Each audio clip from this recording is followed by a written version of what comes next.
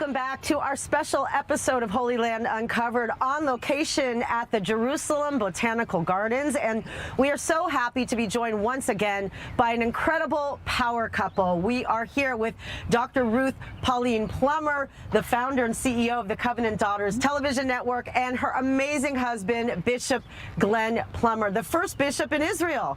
Of Israel. Yeah, that's right, of Israel.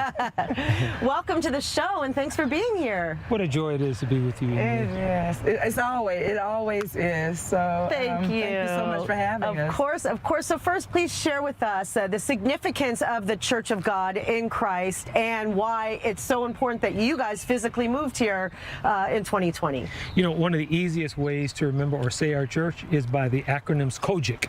So people just remember COGIC, or the Church of God in Christ. But our church in America, we have about 6.5 million members. It's the largest black church in the world, and we're about 115 years old.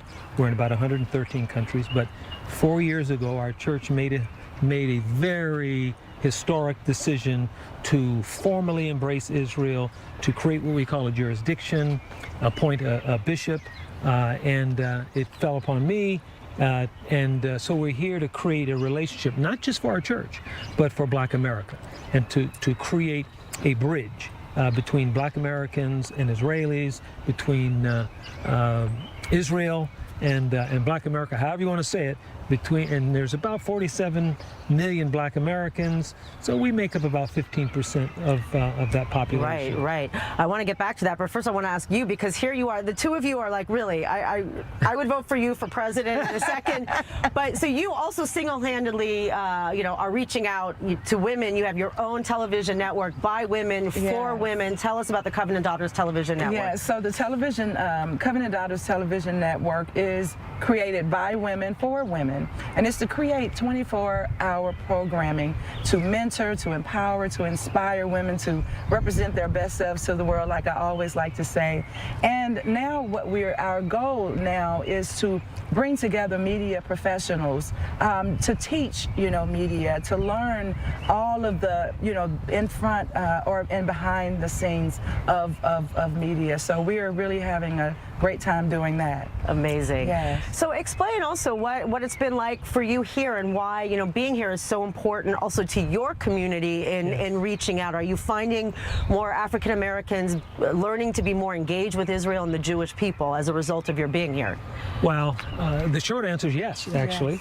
Yes. But one of the things that we have known for many years that Israelis don't know is there is a very deep-seated love in Black Americans for the Israeli people, for the Israeli story, the biblical narrative of how you came out of slavery, Egypt, 3,500 years ago, and now have your own land, the homeland of the Jewish people.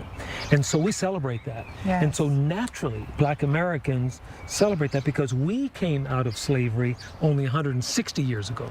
So it's very fresh to us. Yes. And so we celebrate Israel, we celebrate the story. We know the story real good. Most Black Americans know the story of Israel. And so, but my career before being a bishop, I've been a broadcaster for 40 years myself, and so the two of us realized that the best way to communicate the message of Israel is through electronic media, through the creation of content, television programs, movies, and now you have short videos, on social media and so forth. So we're building a media institute. Television networks, plural. My wife is leading the one for women, and so we think it's important for our people in the United States to understand the story of Israel, to embrace Israel on a very high and deep level, and so that's why we're here. So why do you think, though, even there are many African Americans that really don't have access to this information, have access to a lot of dialogue and narratives that we know are not necessarily the true narratives. I mean, I think a lot of people don't realize how many Jewish Americans were involved in civil rights as well. Like, that's not talked about within the community. What is the cause, you think, of that disconnect? You know, a lot of times, you know, in terms of the disconnection comes with, you know, you can't understand something that you haven't been exposed to. And I think that we have to do a better job at educating on both sides so that we can kind of fill that gap, you know, to bridge the gap together.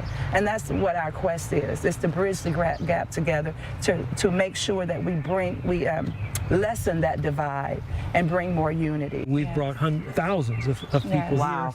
here. And in fact, my wife is bringing about 150 women. Wow, what is here that in a few happening? months. Yes, that's going to be in July, and it's called the Women of the Bible Tour.